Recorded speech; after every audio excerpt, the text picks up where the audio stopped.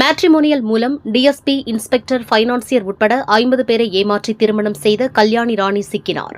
தாராபுரத்தைச் சேர்ந்த வாலிபர் ஒருவருக்கு 35 வயது ஆகியும் திருமணமாகாததால் அவரது உறவினர்கள் தீவிரமாக பெண் தேடி வந்த நிலையில் கடந்த 6 மாதங்களுக்கு முன்பு அம்பி டேட் தி தமிழ்வே என்ற இன்டர்நெட் செயலி மூலம் கொடுமுடியைச் சேர்ந்த சந்தியா என்பவர் பழக்கமானார். பின்னர் இவர்கள் இருவரும் பழனி அருகே உள்ள ஒரு கோயிலில் திருமணம் செய்து கொண்டனர். மணப்பெண்ணுக்கு தேவையான நகை, புடவை அனைத்தையும் வாங்கிக் கொடுத்து நன்றாக பார்த்துக் கொண்டனர். வாலிபருடன் 3 மாதம் குடும்பம் நடத்தி கொண்டிருந்த சந்தியா கூறிய வயதுக்கும் அவரது தோற்றத்திற்கும் பொருத்தம் இல்லாமல் இருந்ததால் அவரது ஆதார் அட்டையை சந்தேகத்தின் பேரில் பார்த்தபோது கணவர் பெயர் இடத்தில் சென்னையைச் சேர்ந்த வேறு ஒருவரின் பெயர் இருந்ததும் வயதும் வித்தியாசமாக பதிவு செய்யப்பட்டிருந்ததும் தெரியவந்தது. இதனால் அதிர்ச்சியடைந்த வாலிபரின் குடும்பத்தினர் சந்தியாவிடம் விசாரணை செய்தபோது கோபமடைந்த சந்தியா வாலிபர் மற்றும் அவரது குடும்பத்தினரை மிரட்டியுள்ளார். இதனால் உஷாரான வாலிபர் பெண்ணிடம் சமாதானம் செய்வது போல் நைசாக தாராபுரத்தில் உள்ள அனைத்து மகளிர் காவல் நிலையத்திற்கு அழைத்துச் சென்று போலீசாரிடம் நடந்த சம்பவங்களை எடுத்துக் கூறினார். விசாரணையில் அந்த பெண்ணுக்கு கடந்த 10 ஆண்டுகளுக்கு முன்பே சென்னையைச் சேர்ந்த ஒரு நபருடன் திருமணம் முடிந்ததும் அவருக்கு ஒரு குழந்தை இருப்பதும் தெரியவந்தது. தொடர்ந்து